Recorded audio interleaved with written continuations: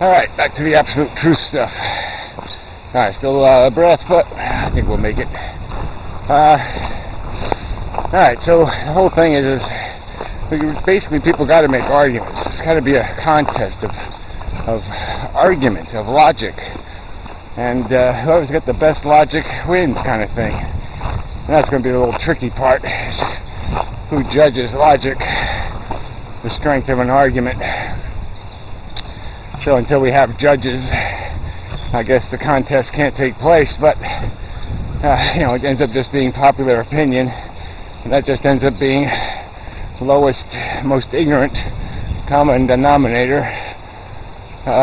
But I'm going to argue for the fact, though, that there's a truth, there's a reality here.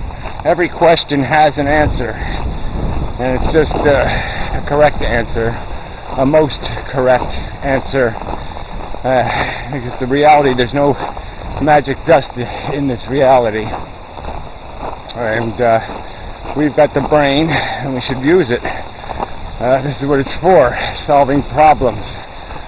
It's made to model reality and allow us to navigate through it. I mean, for most of the other mammals, their intelligence is kind of devoted to that function. Their senses are keyed on trying to understand what's out there and to be able to run through it without crashing into a tree, to be able to trick what they need to trick to get their breakfast. But anyway, that's a whole nother point. So yeah, there's a truth to be defined. We've got the tools to do the definition. It's time the human race got to it, and quit pretending that there's all these mysteries, these unsolved questions, this ambiguous notion of our creation. And now the game's over. We're consuming and reproducing matter. Period. New sentence. That possesses sentience as a design feature, as a functional tool. Period. End of sentence. That possesses a reasoning faculty that enables it to more efficiently consume and reproduce in more not only eccentric ways, but more adaptable ways. The organisms aren't strictly programmed. They can be conditioned to an individual environment. You can be a mountain human, you can be a valley human, you can be an ocean human, you can be a desert human. We can condition to all kinds of environments, all kinds of living arrangements. We can be monogamous, and we can be fuck like rabbits. We're completely conditionable, which makes us survivable, more survivable. And it's probably the reason why we are still here, is because we could adapt. We can eat almost anything, and we can apply especially with our bigger and more expansive intelligence, we can manipulate the environment. And obviously through civilization we've multiplied that times hundreds in terms of how much power we have over nature. But we don't have, what we can't claim power to is power over the truth. The truth has got to win the fucking argument. It's going to win in the end. It is inevitable. As logic spirals through civilization, as logical processing does its work, eventually the human race concedes to the truth.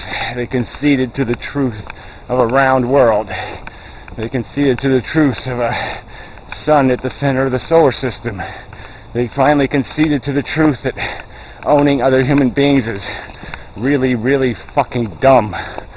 They conceded to the truth that women aren't, made by God to be a man's slave.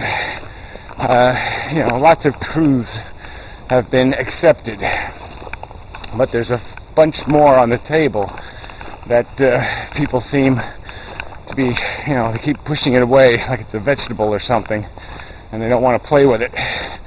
But it's got to be dealt with, because it lies at the foundation of what the fuck we're doing here, and how the hell we can do that in a efficient manner first, without maximizing human comfort, minimizing suffering, but even to an absolute sense, where we're not even going to come close to that efficiency if we let it get out of control. And we've letting it get out of control. We're on the brink of absolute fucking disaster. Energy resources dwindling, human demand increasing, population not growing as bad as before, but still out of control. It's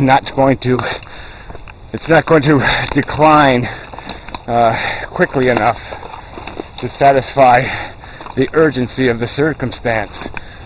So there has to be action. We can't just say, oh well, let it be. That's stupid. The truth has got to be accepted.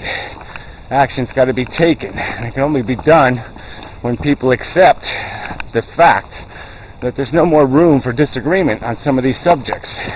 There's no more room for be fruitful and multiply. That's retarded. Be responsible and pay your dues to civilization, fucker.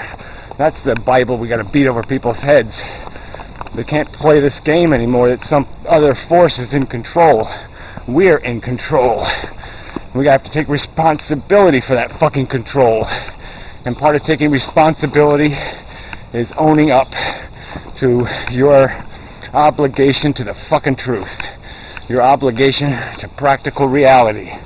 Because both of them are going to kick the human race in the ass hard if it doesn't act fast.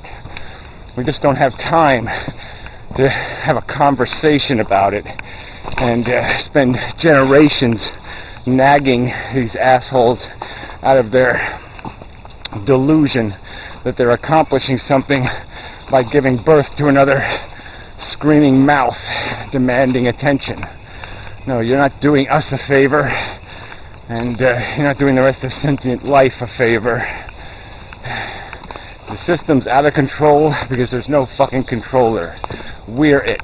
We have to take responsibility for all of it, because we're the only ones who can do anything about any of it. We're the only ones who can catch the bird falling from the nest, because God's not going to do it, so to speak, metaphorically, which means we have to do something about this slop that sentient life is existing in. Not only the human slop, the natural slop. We've got to take, it's just the obligation of intelligence. You got to be slop managers. That's what intelligence does. It cleans up slop. It cleans up chaos. Cleans up messes. That's its whole fucking function, assholes. Its function isn't scheming to get into another person's panties, although it does work for that.